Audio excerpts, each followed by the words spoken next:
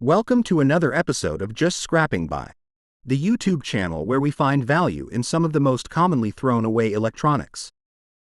Today is our last video going out in 2024, and we thought it would be a great opportunity to reflect on the devices we scrapped throughout the year, as well as determine how much profit we made. This year we scrapped 8 different devices. We started with a few televisions, a few VCR and DVD players, and also threw in a wireless router and a telephone box. Every time we scrap a device, we give it a letter grade, and as you can see from the grades on the screen, we did pretty decent. We spent a little over 14 hours scrapping these devices in 2024 and squeezed a bit of money out with the scrap steel found in the devices as well as the wire and stripped circuit boards. The real value in our scrapping operation is in the components we extract from the circuit boards. So let's fire up some 80s-inspired montage music and take a look back at our 2024 year of scrapping.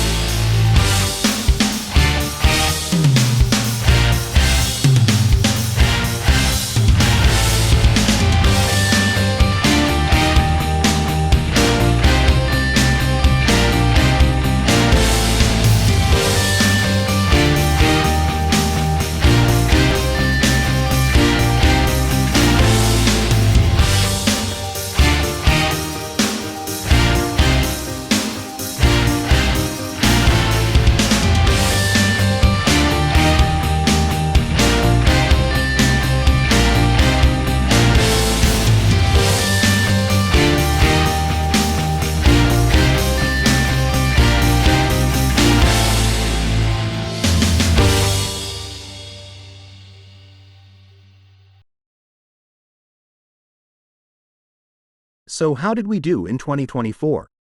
When we tally up all of the components we have salvaged in 2024, and also add the scrap steel, stripped circuit boards, and loose wire, we have a grand total of $1,139.17 combined from all 8 devices.